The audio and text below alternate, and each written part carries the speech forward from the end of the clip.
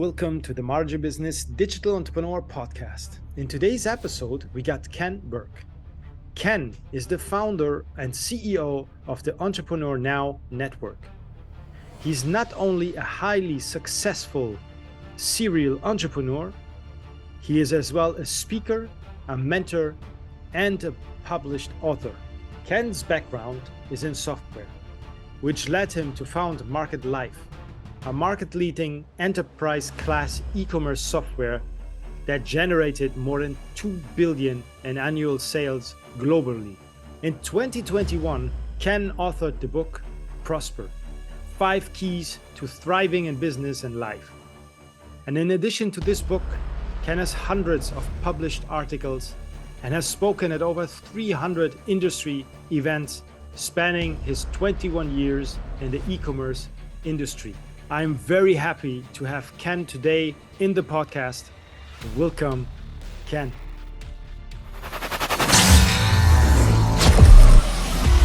Ken, I'm very happy that we got you here today, that you could make it. Thank you for your time.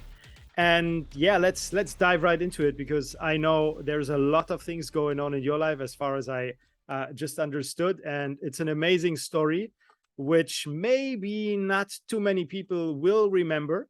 But I think if you simply Google it, you will find it. And it's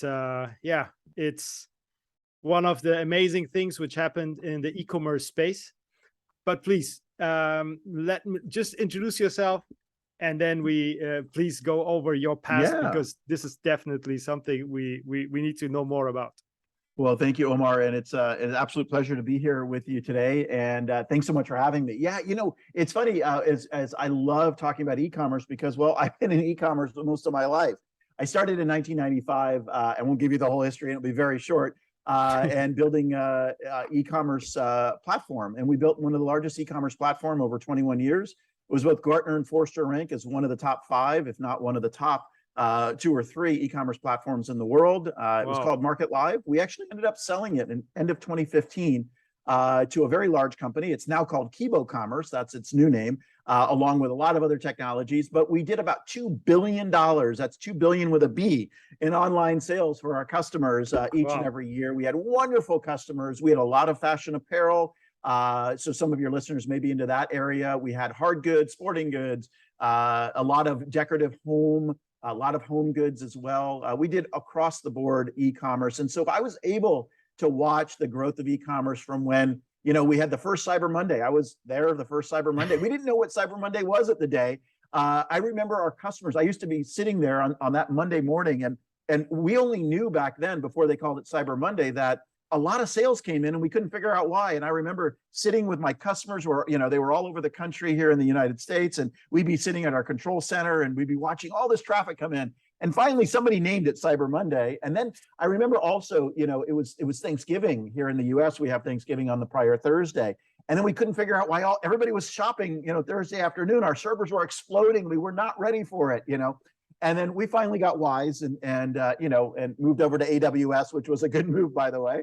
And certainly, but I remember the days as well when Amazon was coming to us and we were integrating with them well before any of the things that your listeners are listening to. And they were still trying to figure out, like, how do I work with these people? What do I do? What's the integration look like and all that? We worked on that in the early days of e-commerce. So we have a little bit of history.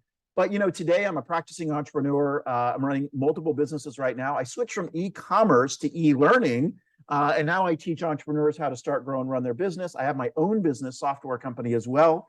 But I think I can relate to your listeners today around the struggles and the triumphs of e-commerce, because I did it for so many years of my life, and I'm still doing it today, just in a different fashion. Wow, you're definitely in a very good position to talk about this. And one thing would be very interesting, because Amazon 1999, we have Jeff Bezos sitting and trying his best to sell books on Amazon, and you have been flourishing in your e-com business already for quite a while. But as I listened to many podcasts before, there have been some tricky things going on when it comes to payment methods early on, when we still had the dial-up internet. because obviously there were no real payment gateways. There was no. So no security. Can you please there was no just security. quickly? I mean, we used to transmit credit cards via text files along with our order files in the early days. Exactly. But now, today, of course, I think everybody knows out there that's in the e-com space. Today we won't touch a credit card. Not even. I mean, our engine back in the day, we were PCI compliant and certified level 1, so we could store credit cards. But even today, I don't even want to store a credit card. I don't want a credit card anywhere near me. In terms of just the security, and let the people from Amazon and Stripe and some other payment processors do that, and you tokenize everything, which I know everybody already knows now. That's the thing to do. But there's so many advancements. But at the end of the day, e-commerce is about.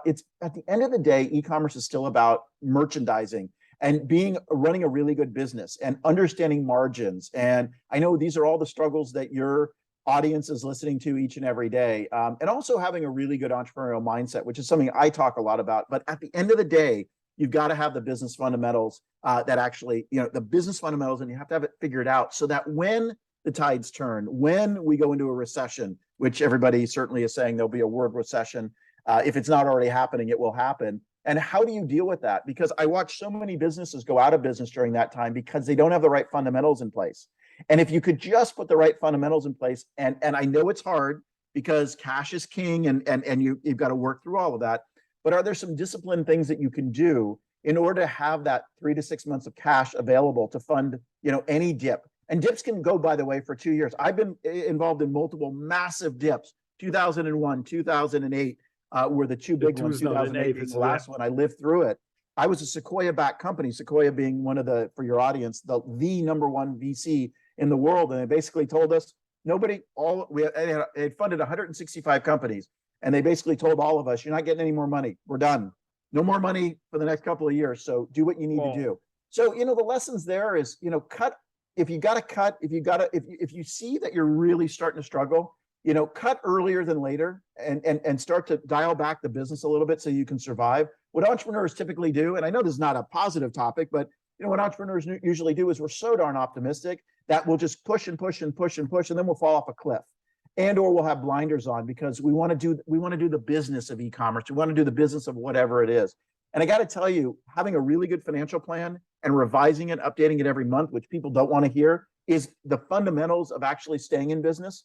And that's really the struggle. What you want to do is you want to make sure you stay in business and you grow. And then you have your challenging times, and that's when you want to stay in business. And then when the good times are, then you grow. So it's a stair-step approach to business that ultimately, and I saw it in my own business, that ultimately will bring you to a valuation where you could actually sell your company. And that's where you make all your money, is being able to take maybe your Amazon business or something else. And we saw this a couple of years ago where all the aggregators came in and they started buying up these companies. It was great. Now that's all kind of gone away. Not all, but that's kind of gone away. That was a big thing for a while, and then it's kind of gone away. Sure. But what value are you building in your Amazon business or your e-commerce business? And I would suggest to you, it's about brand, it's about leadership, it's about the things that can last beyond just you and the daily cash or the weekly or monthly cash that's coming in. And so the more that you can actually build in that brand and build in that uniqueness of your and understand what we'll call your core value proposition that is different from everybody else out there, right? So if you're only selling on Amazon, I think you have a problem. You have a problem that you're not diversified, and that if Amazon sneezes, you could be out of business tomorrow. So let's not make sure that Amazon doesn't sneeze and say, we're going to change this policy, because they do. I work with Amazon and Walmart, and one of the companies I'm on the board on, I actually am the general manager of a company working with Amazon and Walmart, optimizing Amazon and Walmart pages. And Walmart changes a policy, and all of a sudden the business is like, what just happened to part of our business? That can happen to you as well. So you've got to protect against that if you're really building something that's sustainable, that's long-term, and that can be sold. Because when you're building a company, you got to be building assets. So we'll talk more about it. I didn't mean to go off and do a tangent here, but I'm really passionate about how Amazon sellers can differentiate their business overall. And the resistance to do that because they want to just keep milking the same cow that's been being milked before. At some point, that's not going to be as effective. And we already know it's not as effective. Advertising rates are going up. PPC is coming down in terms of effectiveness. And you're making less and less money. So what are you going to do to make more money? And that's really the question. And that's the mindset that I want to talk about today. Is how can we make more money out of the business that we already created? Because you've already done a phenomenal job. You took something from nothing and made it into something. Now let's make something into something that's sustainable that you can sell as a business and really cash out with millions, if not tens or hundreds of millions of dollars. No, definitely. I completely agree with you. And, you know, I like to listen to you because if you spent 20 years growing a company, you must have seen ups and downs and people falling left and right, you know, and you're the last man standing going through Oh, all this thing, and then you exit. Because actually, you know, nowadays everything is much more short term, you know. So this is very rarely that I see this, like a company after 20 years doing an exit. What we see right now is like a company, you create a company, like 3 months, 6 months, you have a community, they buy from you, for example, a software or something, you know, you have like 500-600, you know, you get somebody to buy your company, and that's about it. You say, bye, I'm exited, you know. And that's the thing, you know. And as well, when I began my business 10 years ago, I didn't went in with that mindset. And that is a problem for a lot of entrepreneurs or business owners.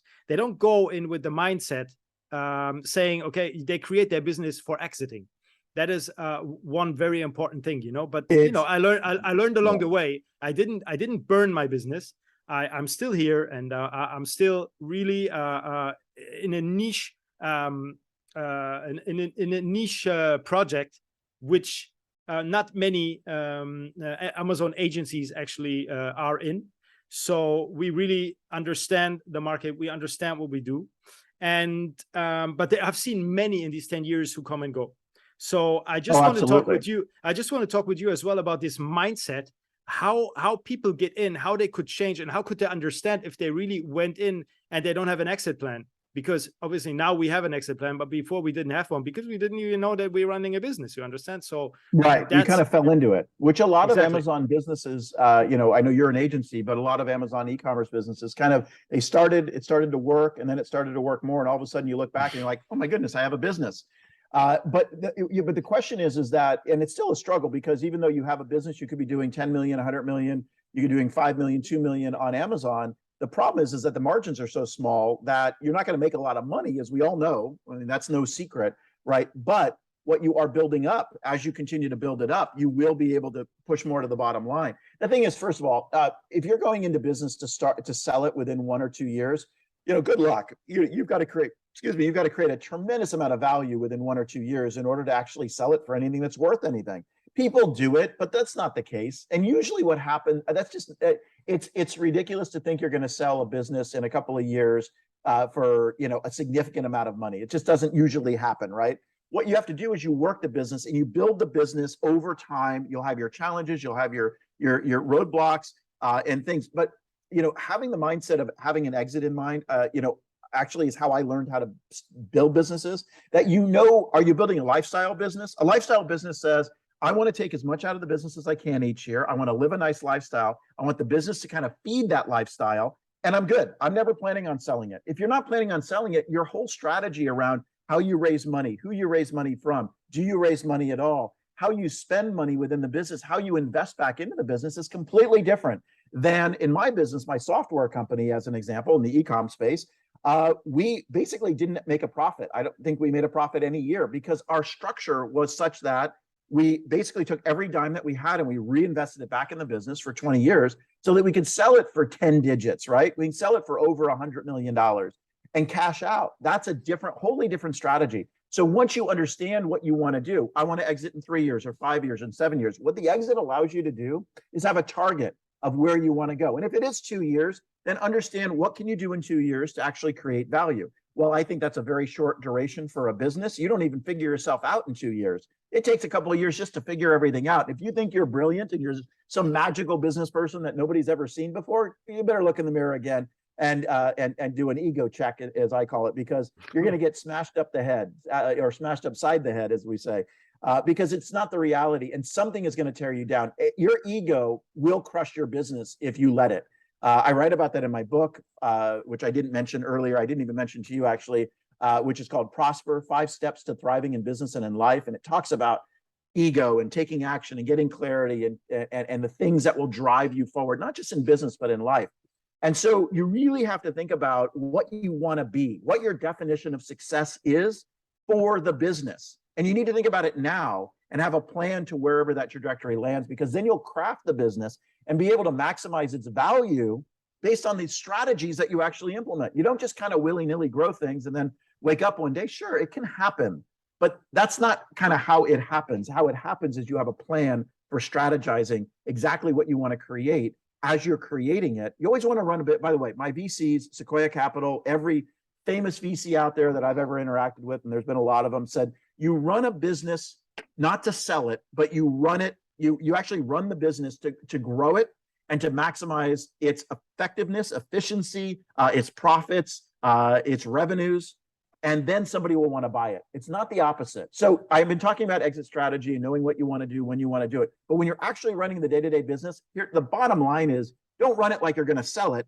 Run it like you're running it, right? You never want to be sold. You want to be bought. And like I told you, I had a very large exit, and all of my investment bankers, all of my coaches, everybody said, you know, you're a good company. A company that gets its maximum value is bought, not sold. You understand what that means, right? You don't put up a for sale sign. That's not how you get the most money. You want people coming to you and saying, God, I really want your business, because then the multiple of what they'll pay on revenues or on profits goes up exponentially, because they want you. You're not saying, hey, I really want you to buy me. I really want you to buy me. And they're like, yeah, I'll buy you for 1x of revenue. Let's take the reverse of that. Hey, I really, instead of you wanting to be bought, you're saying, some people coming to you and saying, I want to buy you. I want to buy you. I don't really want to be sold, but I really, really want you. I don't know if I want to be sold. Well, if you really want me, how much are you willing to pay? And that number starts to go up, and the multiple becomes 2x, 3x, 4x, 5x. That's the difference between being bought and being sold. And so run a business with the business fundamentals that you have, that you absolutely need in the business. So if I was in an Amazon business, first thing I would do after creating the Amazon business, now I've got some revenue, now I've got all this, I would start building a brand around that. And I would invest in the brand.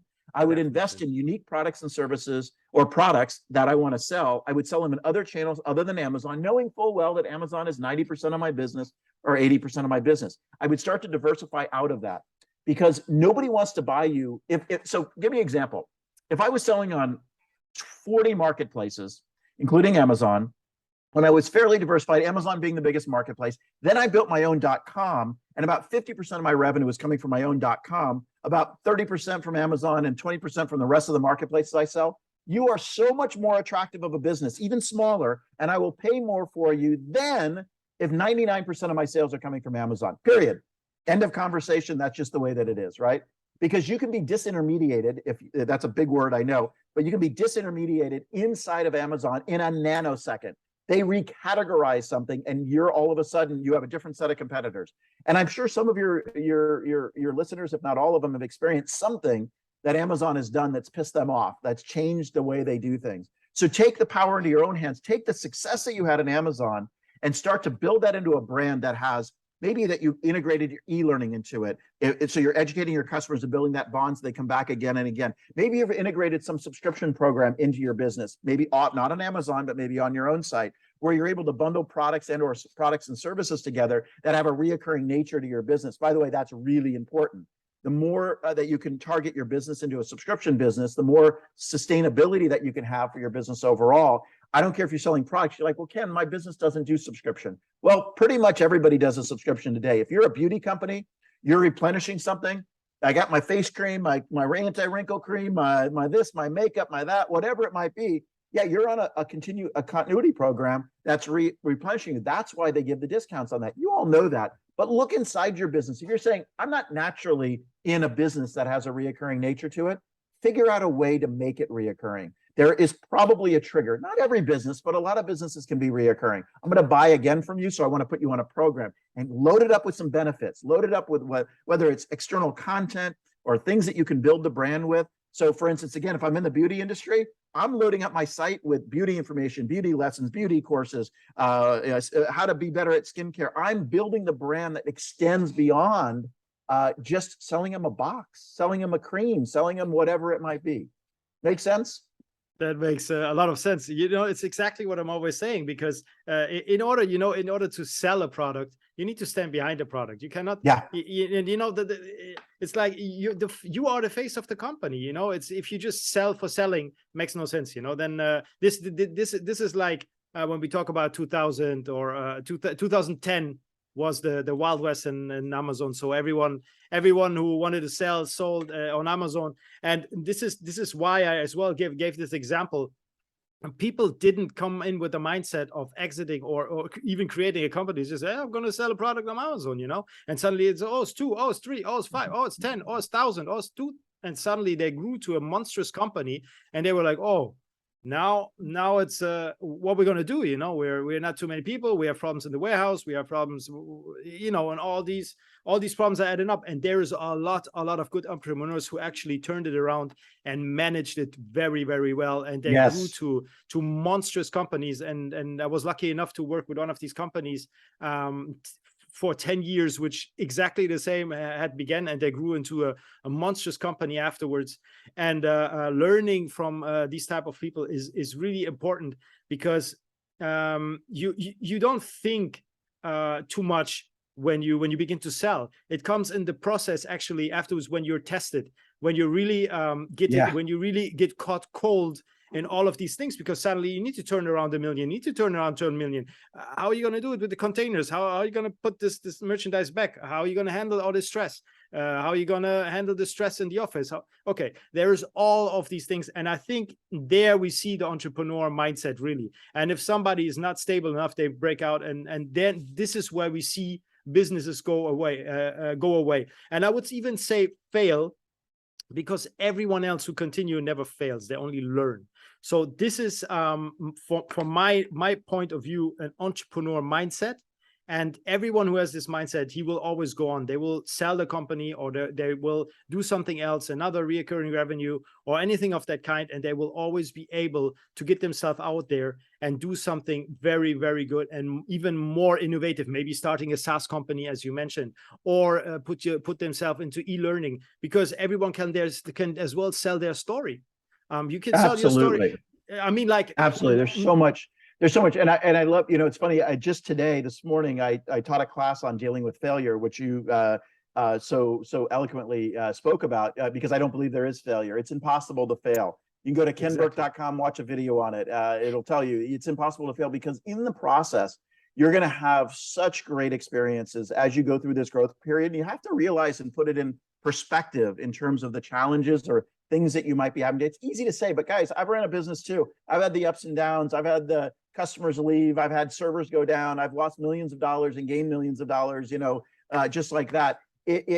That's part of the process. So when you start to realize it's part of the process, then all you have to do is start to manage that in your head, realizing that so we'll get to the entrepreneurial mindset. And one of the things is, excuse me, the biggest challenge for an entrepreneur is fear of failure. That is what freezes them. That's what stops them. And so if you are growing and you grew a business to a certain size, you wonder why you plateaued.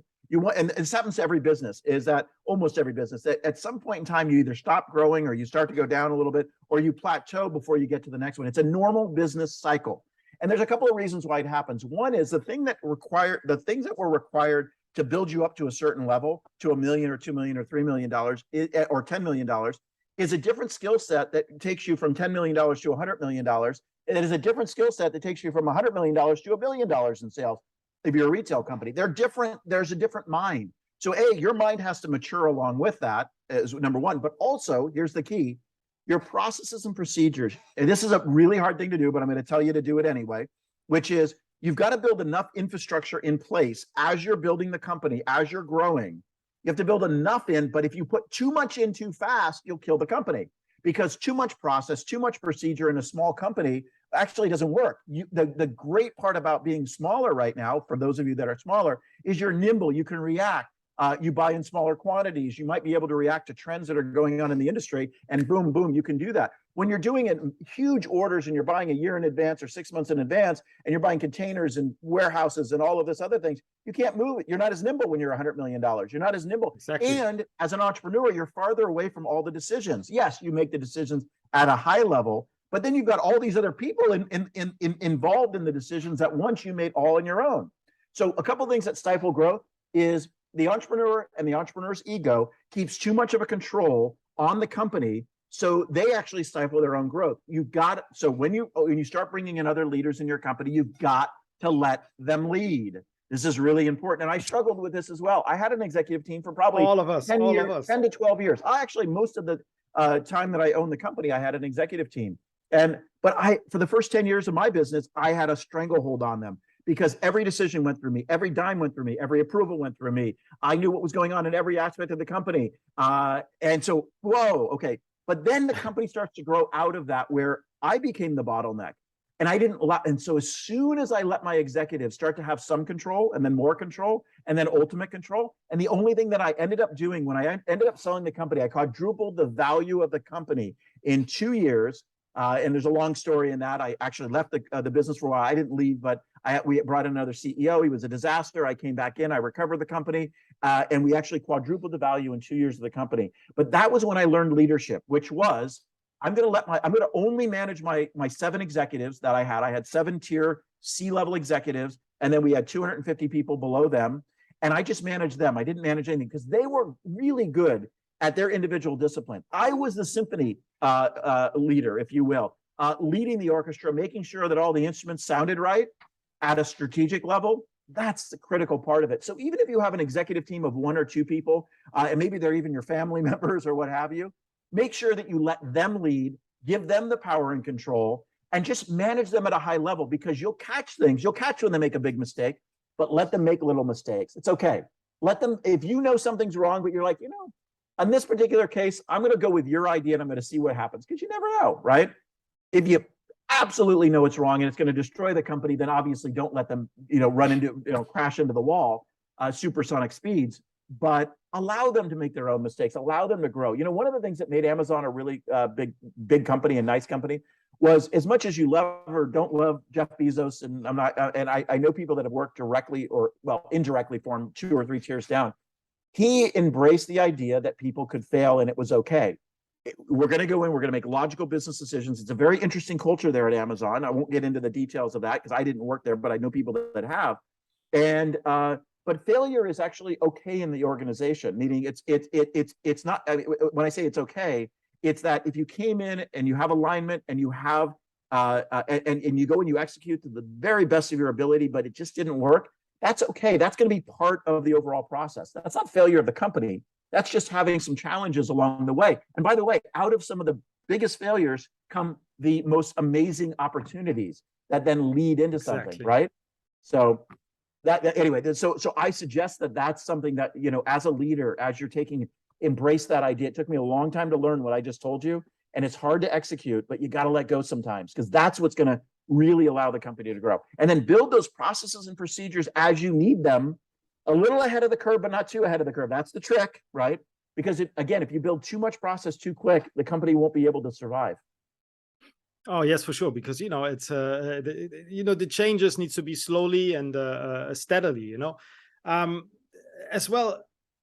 When there is the CEO of the company, and normally what's happening, he's doing everything, not all the time, but a lot of times. We have this problem, especially in the e-commerce space, when companies grew out, or in the space when companies grew out of nothing. Then we have this most of the times the CEO who is at the same time the owner, who's at the same time the operations manager, who's at the same time the project manager. We have this type of person on top. Obviously, he knows everything. He don't want to give anything away, and we have seen this in very, very large companies. Gymshark. Gymshark is one of the companies. I don't know if you know them. They're a clothing company. They went in to 1 billion of revenue as well.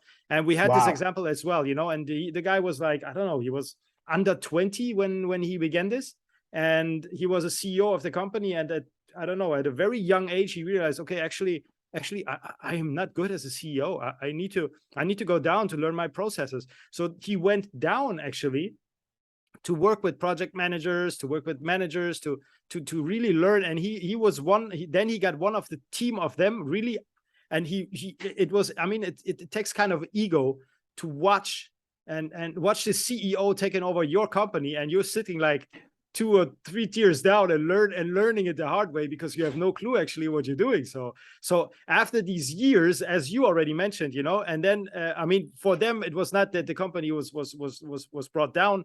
It was that he learned so much that he said, okay, now he was like 25 or 26. Now I'm old enough and I can go back into that CEO position, and he's running the company. So I think this way it takes a lot of courage, especially at a young age, in order to do such great decisions and lead the company. This is for me leading, because he actually led the company into to the next level, although he was not at the top. Yeah, no, it's amazing. And it does take a special person to be able to do that. It also takes a special, and again, we can all do that, but you really have to check your ego at the door and say, you know what, I don't know everything that I need to know. I'm going to go ahead and learn from somebody. I'm going to bring in a CEO, knowing full well that I might go back into that role. Now, I was replaced as CEO. I was still chairman of the board. I still owned a very large chunk of the company, but I was replaced, and it was the hardest thing that ever happened to me. And then we replaced me with a really bad CEO. And I watched my company disintegrate. It was very hard to watch. And it was a pretty big and successful company at the time. But, and sometimes bad decisions are made, especially when you have investors and other things. And it was a bad decision. Nice that I was able to come back, and we were really able to make it a success at the end of the day. And that meant, a whole lot to me as well. But I've lived through what you're talking about. And again, that's the ups and downs of business, and sometimes you do have to realize, how am I really going to transition into a leader? And some of the things I just talked about help in that process. But you'd really have to trust the team that you've assembled, and you lead them. You don't manage their day to day. But you're absolutely right. Most CEOs are way too involved in the nitty-gritty details of the company, and they can't actually get out of that to be able to run the strategy of the business. Because at some point, it's okay. At the beginning, you want to be in the details. I've started a new company right now, a SaaS-based software company. We're about 1.5 years into the business. We've been building software like crazy. I'm doing storyboards. I'm doing QA. I'm doing loading up data. I'm doing whatever it takes. We're just about ready to launch. We're literally launching at the end of this month. Give us just a global message to any CEO, entrepreneur out there. There have been struggles. There are good times, and right now we're running into a little bit more difficult time. So what is your general message for them? What I often talk about, I think this is a really important one, because you're going to run into these challenges, and hey, running a business is a roller coaster ride. You're going to have your higher highs, and those are the things when you're really selling a lot, or you get new customers, you get a new marketplace and it really works. You get a new product line that comes in and it's just exploding, and that feels so good. And then you've got your lower lows and the challenges, and maybe something's not happening the way that you wanted, or the problems that are coming in. The bottom line is, I call it the 3 Ps. And it really boils down to, number one, patience. You know what? I always say that you got to be in the game to win the game. That means you got to be on the playing field. You got to be in the soccer game and the football game and the baseball game. I know here in America, we have the baseball games. Nobody understands baseball. It's like, what? Is that a sport? I'm kidding. Soccer game, whatever it might be. You got to be on the field and playing the game to win the game. So what I worry about is, even as a practicing entrepreneur, you're questioning all the time. Should I be doing this? Should I dive into this? Should I continue? Maybe I should sell the business now, whatever it might be. Or if you're struggling even getting started or getting it to grow, and you're just like plateaued and you feel like you're stuck because you haven't moved. Patience, because as you stick with it, new opportunities open up, new avenues open up. You start looking at things slightly different. All of a sudden it's like, well, that didn't work, but then, oh, that worked. Let me give you an example real quick of that patience.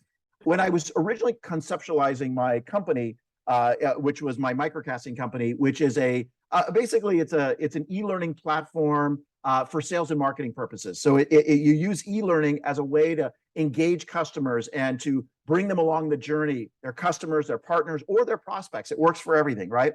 And I used to call it a thought leadership platform. And people would say, what the heck is that? What's a thought leadership? Well, nobody's ever heard of that. All I had to do to change this trajectory, I needed the patience, because I had tried for a year to get people to understand my idea, and they're like, no, I don't get it. I literally changed the name from a thought leadership platform to an e-learning business platform. All of a sudden, everybody knew what it was. All of a sudden, it started to connect, and I started to spiral. I started to kind of glom onto that, and it started to happen. And all of a sudden, people were like, I love it. I want it. I want that software. And then I started to form it more, and then we developed it more and more and more. That was really interesting to me, because I couldn't get people to talk to me before. And now all of a sudden I changed the name. I I twisted it just a little bit. I might change the way I sell a little bit. All of a sudden, the world opened up. But if I didn't have the patience, I would have given up and said, you know what? I'm retiring. I'm done. I've already done it. I don't need to do this anymore. The hell with it. That would not have been it. So what I find in entrepreneurs, we're very impatient humans, right? And I got to tell you, it's not always on your timeline. It's not always on your timeline. You have an expectation in your mind that says, this should take a year. This should take 6 months. I want to sell in 2 years. I want to do this. Guess what? If you say you want to sell in 2 years, it's going to be 5 years, 6 years, 7 years, 10 years before you sell. I guarantee it. By the way, when you're building product, like I build software, it always costs twice as much and takes twice as long. Guess what? I'm an experienced software guy. I have built massive platforms, right, that were ranked by Forrester and Gartner as the top platforms in the world, doing $2 billion of commerce a year, taking transactions every nanosecond. I mean, you know, this thing was fine-tuned, right?